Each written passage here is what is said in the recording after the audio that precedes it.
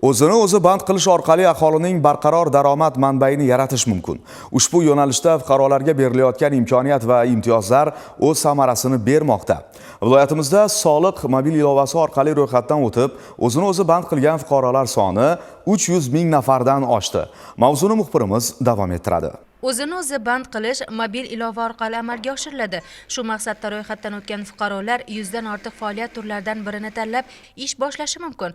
Oydonoy Bobojonova o'zini o'zi band qilgan ayollardan bugungi kunda qandolat mahsulotlari ishlab chiqarishga mo'ljallangan sex tashkil qilgan. Shu orqali oyiga 10 milliondan oshiq daromadga ega bo'lmoqda.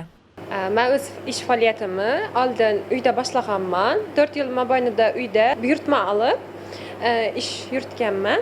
Bugungi kunda qandolat sex tashkil qilib, o'zimni o'zim band qilib keltirman. Hozirgi kunda meni 50 nafardan ziyod o'quvchilarim bor.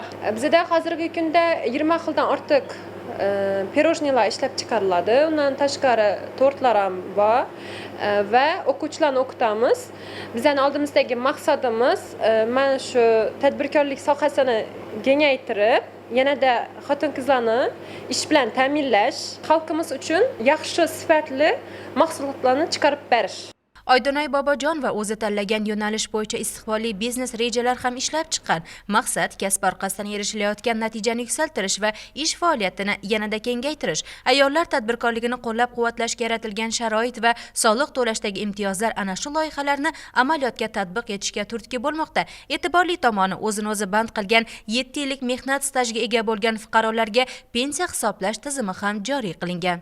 Bugungi kunda tumanimizda 31651 nafar fuqaro o'zini o'zi band qilib, shundan 14 mingdan ortiq fuqarolar joriy yilda ro'yxatdan o'tgan.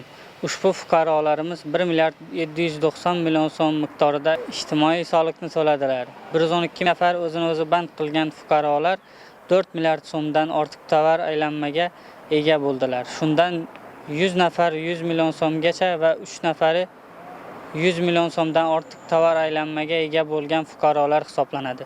Daromadi 100 million so'mdan oshgan o'zini o'zi band qilgan shaxslar yakka tartibdagi tadbirkorlar kabi aylanmadan olinadigan soliqni 4% stavkada to'lab kelmoqda. Endi 2026-yil yanvardan boshlab o'zini o'zi band qilgan shaxslar tovarlarni, xizmatlarni realizatsiya qilishdan olgan daromadlarning 100 million so'mgacha bo'lgan qismiga ham aylanmadan olinadigan soliq 1% stavkada joriy qilinmoqda. O'zini o'zi band qilish ishsizlikni kamaytirib, oilalarga farovonlik beradi, fuqarolar turmush sifatini yaxshilashga ham keng yo'l ochadi.